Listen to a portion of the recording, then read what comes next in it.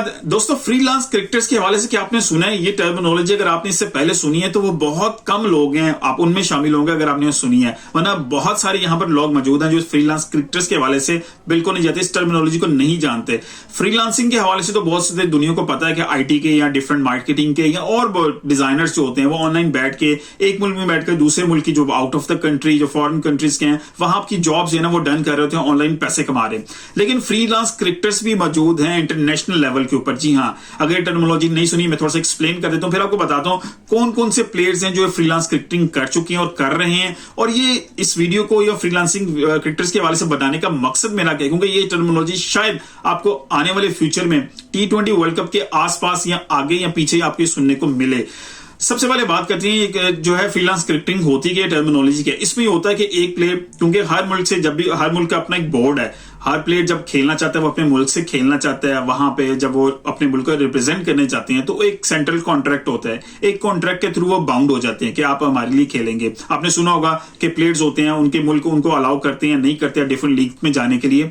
तो जो central contracted player होते हैं वो बाउंड होते हैं अपने बोर्ड के, कि अगर बोर्ड इजाजत देगा तो वो डिफरेंट लीग्स में हिस्सा ले सकेंगे, अगर नहीं इजाजत देगा तो नहीं जा सकेंगे। लेकिन जो फ्रीलांस क्रिकेटर्स होते हैं वो सेंट्रल कॉन्ट्रैक्ट में बाउंड नहीं होते, वो ओपन होते हैं और वो अपने बोर्ड से इस चीज को कम्युनिकेट करते हैं हमने आपके कॉन्ट्रैक्ट के अंडर नहीं आना। और लेकिन इंटरनेशनल क्रिकेट में आपको मुझे अपनी सीरीज आप बता सकते हैं, अगर मेरी अवेलेबिलिटी हुई तो मैं आपको शो करूंगा, आप सिलेक्ट करना चाहिए मुझे कर सकते हैं। अदरवाइज मैं दुनिया की लीग्स जो है ना उसको खेलूंगा, वहां से पैसे कमाऊंगा, ये सो ऑन जो भी उनकी प्रायोरिटीज हैं वो उनको डन करेंगे।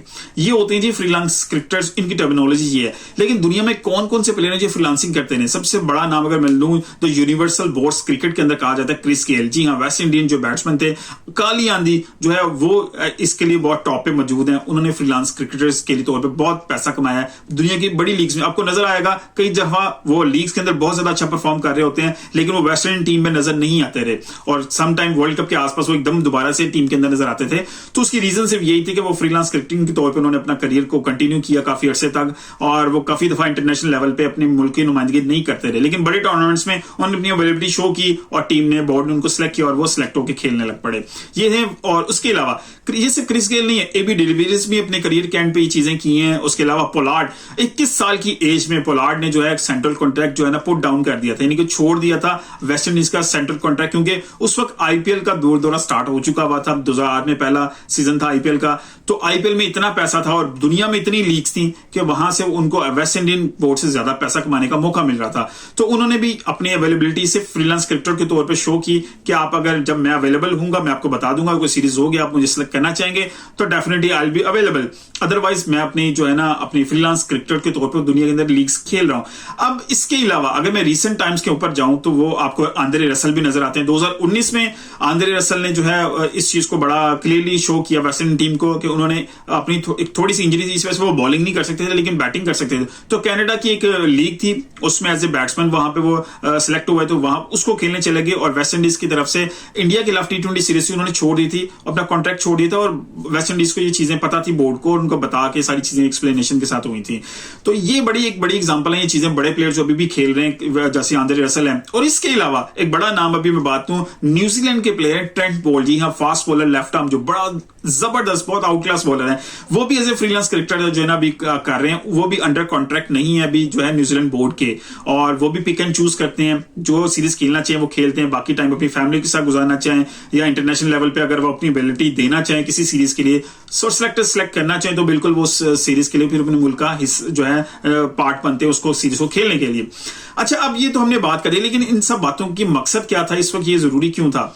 पाकिस्तान के जो भी दो आपने देखी है आपको वापस मिले हैं आउट ऑफ जो रिटायरमेंट से वापस आई, इमाद वसीम, मोहम्मद आमिर, उनके हवाले से बहुत जरूरी है कि उनको पीसीबी कौन से कॉन्ट्रैक्ट जो है ना ऑफर करेगा। अगर सेंट्रल कॉन्ट्रैक्ट करता है तो अगर ये दोनों परफॉर्म नहीं कर पाते वर्ल्ड कप तक, क्या अश्योरेंस है कि ये सारे दोनों दोबारा, क्योंकि पीसीबी की जो पॉलिसी है वो 3 लीग से ज्यादा नहीं है। अभी मोहसिन नकवी से दोबारा ही सवाल हुआ कॉन्फ्रेंस के अंदर, प्रेस कॉन्फ्रेंस के अंदर, कि अगर वो 3 लीग्स खेल चुके हैं तो या खेल लेंगे, क्योंकि ILT20 खेल चुके हैं, PSL खेल चुके हैं, दूसरी तीसरी अगर कोई लीग वो खेलते हैं तो क्या उसके बाद इन दोनों को इजाजत मिलेगी कि और बाकी लीग्स खेलने की, या वो पाकिस्तान के साथ बाउंड रहेंगे? तो उन्होंने कहा जी किसी के साथ कोई रायत नहीं होगी। तो अब वजह अब क्लियर नहीं हो रही कि दोनों को कॉन्ट्रैक्ट मिल चुका है या नहीं मिला। अगर मिलता है तो कैसा कॉन्ट्रैक्ट मिलेगा, कोई रिलैक्सेशन मिलेगी या वो फिर अपने आप को एज ए फ्रीलांस क्रिकेटर के तौर पे उन्होंने अपनी अवेलेबिलिटी शो की है।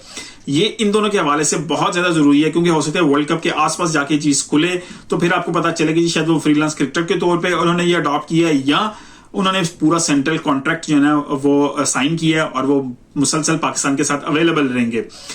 इसके बाद अब बात आती है कि इसके प्लस माइनस क्या हैं। जो फ्रीलांस क्रिकेटर्स होते हैं उनके प्लस पॉइंट क्या है, माइनस पॉइंट क्या है। फ्रीलांस क्रिकेटर्स का फायदा सबसे ज्यादा ये होता है कि आपके पास बहुत ज्यादा टाइम होता है अपनी पिक एंड चूज करने का। आप अब अपनी मुल्क की तरफ से खेलना चाह रहे हैं, कौन सी सीरीज खेलना चाह रहे हैं, कौन सी नहीं, उसके कंपैरेटिव में कोई अगर आप लीग खेल रहे हैं आप उसको भी टच कर सकते हैं, उधर जाके खेल सकते हैं, वहां से पैसा बना सकते हैं। और उसके अलावा फिर आपके पास फैमिली को टाइम मैनेज करने का बहुत ज्यादा मौका मिलता है, क्योंकि फैमिली का टाइम इस वक्त जो दुनिया में सिनेरियो चल रहा है, हर प्लेयर अपना चाह रहा है फैमिली को टाइम दे, क्योंकि पिछले दौर के अंदर ये चीजें नहीं थी। पैसा कमाने का जरिए सिर्फ अपना बोर्ड था या अपनी नेशनल क्रिकेट टीम की तरफ से खेलना था, लेकिन अब बहुत सारे लीग्स आपके पास ऑल अराउंड मौजूद हैं, तो आप वहां से पैसा भी कमा सकते हैं, अपनी टीम अपनी फैमिली को टाइम भी दे सकते हैं।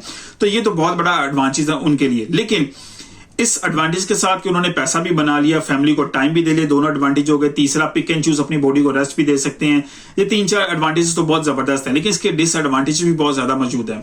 सबसे पहली बात कि आपके पास स्पेशल ट्रेनर्स नहीं होते, क्योंकि जब आप बोर्ड के अंडर नहीं है, क्योंकि उनका जो प्लान है, उनके स्पेशल ट्रेनर्स जो आ रहे हैं जिनको वो पे कर रहे हैं, वो सिर्फ सेंट्रल कॉन्ट्रैक्टेड प्लेयर्स के लिए हैं, वो उन्हीं को ट्रेन करेंगे। दूसरी चीज, अगर आपके पास आप प्रॉपर परफॉर्म नहीं कर पा रहे तो आपकी जो वर्कआउट है आपका होना, वो आप किसके साथ करेंगे? आपके साथ कोई फॉरेन कोचेस मौजूद नहीं है, तो उसको भी आपको खुद पे करना पड़ेगा। अगर आपको कोई ट्रेनर हायर करना है अपने लिए, अपनी परफॉर्मेंस को इंक्रीज करने के लिए प्रॉब्लम आ रही है, या आपने प्रॉपर कोई कोच चाहिए, तो उसके लिए आपको हेवीली पे करना पड़ेगा, फॉरेन कोचेस के साथ काम करना पड़ेगा, उनको पे करना पड़ेगा। अदरवाइज अगर आप बोर्ड के साथ एसोसिएटेड हैं तो फिर वो डेफिनेटली उसी कोच या उसी ट्रेनर के साथ आपको काम करना पड़ेगा। लेकिन इससे भी ज्यादा जो खतरनाक चीज है वो ये है कि आपको हर लीग के अंदर परफॉर्म करना पड़ेगा, क्योंकि अगर आप लीग्स में परफॉर्म नहीं करेंगे वो अगली दफा आपको पिक नहीं करेंगे। उनके पास देयर आर मल्टीपल चॉइसेस, उनके पास पूरी दुनिया के क्रिकेटर्स मौजूद हैं, वो आपको पिक नहीं करेंगे नेक्स्ट टाइम। आपको खुद परफॉर्म करना पड़ेगा अपने नेक्स्ट ईयर के लिए, अपनी फ्रेंचाइज के साथ दोबारा कमिटमेंट लेने के लिए। आप सीजनल प्लेयर बनना पड़ेगा, परफॉर्म करेंगे तो वो दोबारा फ्रेंचाइज इंटरेस्ट होगी, बाकी लीग्स हैं वो फ्रेंचाइज भी होंगी। तो आप पर जो परफॉर्मेंस का प्रेशर है बहुत ज्यादा हो जाता है, क्योंकि वही आपका पैसा कमाने का सोर्स है।